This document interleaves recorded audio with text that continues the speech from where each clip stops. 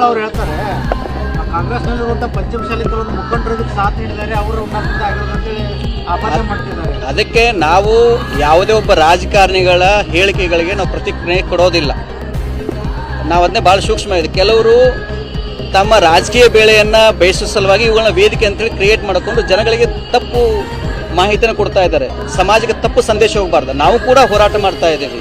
ನಮ್ಮದು ಕಾನೂನಾತ್ಮಕವಾಗಿರುವಂಥ ಹೋರಾಟ 1994ರಿಂದ ನಿರಂತರವಾಗಿರುವಂಥ ಹೋರಾಟ ಇದು. ಅದಕ್ಕೆ ಬೇಕಾಗಿರುವಂತಹ ಕೇಂದ್ರದ OBCಗೆ ಏನು ಬೇಕು, ನಮ್ಮ ಸಮುದಾಯಕ್ಕೆ ಬೇಕಾಗಿರೋದು ಕೇಂದ್ರದ OBC ಮೀಸಲಾತಿ ಮತ್ತು 2A ಹೋರಾಟ ನಿರಂತರವಾಗಿ ನಡೆದಿದೆ, ಇವತ್ತಿಂದಲ್ಲ ಇದು. ಆದರೆ ಹೋರಾಟ ಮಾಡುವಂಥ ಸಂದರ್ಭದಲ್ಲಿ ಈ ರೀತಿ ಮಾಡಿರುವುದು, ಈ ರೀತಿ ಘಟನೆ ಇದು ಕರ್ನಾಟಕಕ್ಕೆ ಅತ್ಯಂತ ಕೆಟ್ಟ ಸಂದೇಶವನ್ನು ಕೊಡ್ತದೆ. ಅಲ್ಲ, ಇಷ್ಟು ಉಗ್ರ ಹೋರಾಟ ನಡೀತಾ ಇದ್ರು, ಹರಿಹರ ಪೀಠ ಸೈಲೆಂಟ್ ಆಗಿದೆ. ನಾವು ಮೊದಲಿಂದನೂ ಒಂದೇ ಒಂದು, ನಾವು ಯಾವತ್ತೂ ವೈಲೆಂಟ್ ಅಲ್ಲ, ನಾವು ಸೈಲೆಂಟನೇ. ಕಾನೂನಾತ್ಮಕವಾಗಿ ಏನು ಮಾಡಬೇಕು ಅದನ್ನು ನಾವು ಮಾಡ್ತಾ ಇದ್ದೀವಿ. ನಮ್ಮ ಮೊದಲಿಂದ ಒಂದೇ ಮಾತು ಹೇಳಿದ್ದೀವಿ. ಹರಿಹರ ಪೀಠ ಕಾನೂನಾತ್ಮಕ ಹೋರಾಟ ಅಂತ ಹೇಳ್ತಾ ಇರೋದು. ಅದಕ್ಕೆ ಈ ರೀತಿ ರಾಜಕಾರಣಿಗಳ ಹೇಳಿಕೆಗಳನ್ನು ತಮ್ಮ ಸ್ವಾರ್ಥಕ್ಕಾಗಿ ಹೇಳೋರ ಬಗ್ಗೆ ನಾನು ಉತ್ತರ ಕೊಡ್ಲಿಕ್ಕೆ ಇಲ್ಲಿಲ್ಲ. ನಮ್ಮ ಸಮುದಾಯಕ್ಕೆ ನಾವು ಬದ್ದಿದ್ದೀವಿ. ನಾವು ಮೀಸಲಾತಿ ಕೊಡಿಸುವ ನಿಟ್ಟಿನಲ್ಲಿ ಏನೇನು ಮಾಡಬೇಕು. ಈಗೆಲ್ಲರೂ ಮಾತಾಡ್ತಾ ಇದ್ದಾರೆ ಏನಪ್ಪ ಅಂತಂದರೆ ಕಾನೂನಾತ್ಮಕ ಹೋರಾಟ ಮಾಡಬೇಕು. ಈಗ ವಕೀಲರು ಬಂದಾರೆ ಅಂತ ಹೇಳ್ತವೆ. ನಮ್ಮ ಅನೇಕ ಜನ ವಕೀಲರು ಸರ್ಕಾರಕ್ಕೆ ಮತ್ತು ಕೇಂದ್ರದ ಹಿಂದುಳಿದ ವರ್ಗಕ್ಕೆ 900 ಪುಟಗಳ ಮಾಹಿತಿಯನ್ನು ಯಾಕೆ ಪಂಚಮಸಾಲಿಗಳಿಗೆ ಕೇಂದ್ರದ OBC ಮೀಸಲಾತಿ ಕೊಡಬೇಕು ಅನ್ನೋದನ್ನು ಸಾಕ್ಷಿ ಸಮೇತ ಕೊಟ್ಟಿದ್ದೇವೆ.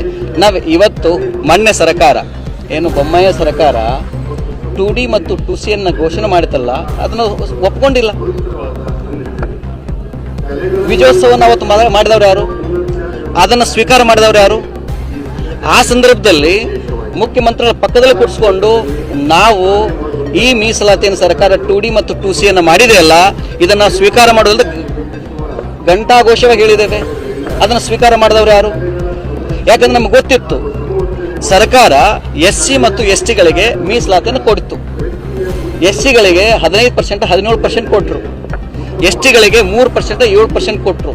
ಅವಾಗ ಹೆಂಗೆ ಮೀಸಲಾತಿ ಕೊಟ್ಟರು ಅಂತಂದರೆ, ಒಂದು ಸಮುದಾಯವನ್ನು ತೆಗೆದುಕೊಡ್ಲಿಲ್ಲ ಅವರು, ಮೀಸಲಾತಿ ಪ್ರಮಾಣವನ್ನು ಹೆಚ್ಚಿಗೆ ಮಾಡಿದರು.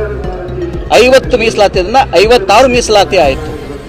ಆದರೆ ನಮಗೆ ಮೀಸಲಾತಿ ಕೊಡುವಂಥ ಸಂದರ್ಭದಲ್ಲಿ ಏನು ಅಲ್ಪಸಂಖ್ಯಾತ 2B ಇತ್ತಲ್ಲ, ಆ ಮೀಸಲಾತಿನ ತೆಗೆದು ನಮಗೆ ಕೊಟ್ಟರು.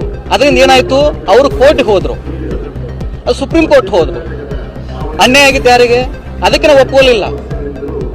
ಅವ್ರಿಗೆ ಹೇಗೆ SC ST ಸಮುದಾಯಗಳಿಗೆ ಮೀಸಲಾತಿನ ಇನ್ಕ್ರೀಸ್ ಮಾಡಿ ನೀವು ಕೊಟ್ಟಿದ್ರಿ, ಹಂಗೆ ಪಂಚಮಸಾಲಿಗಳಿಗೆ ಕೂಡ ಇನ್ಕ್ರೀಸ್ ಮಾಡಿ ಕೊಟ್ಟಿದ್ರೆ ಅವ್ರು ಕೋರ್ಟ್ ಹೋಗ್ತಿರ್ಲಿಲ್ಲ. ಆ ಕೋರ್ಟ್ ಹೋದಾಗ ಮತ್ತೆ ಅದಕ್ಕೆ ಫಾಲೋ ಅಪ್ ಯಾರು ಮಾಡ್ತಾರೆ? ನಾವೇ ಮಾಡ್ತಾ ಇದ್ದೀವಿ. ಈಗ ನಮ್ಮ ವಕೀಲರು ಕಟ್ಟಿಕೊಂಡು ಯಾಕೆ ಹಂಗಾಯ್ತು ಅಂತೇಳಿ ಈಗ ಸುಪ್ರೀಂ ಕೋರ್ಟ್ ಹೋಗಿದ್ದಾರೆ. ಅದನ್ನೇ ಮೊನ್ನೆ ಮುಖ್ಯಮಂತ್ರಿಗಳು ಸದನದಲ್ಲಿ ಹೇಳಿದ್ದಾರೆ.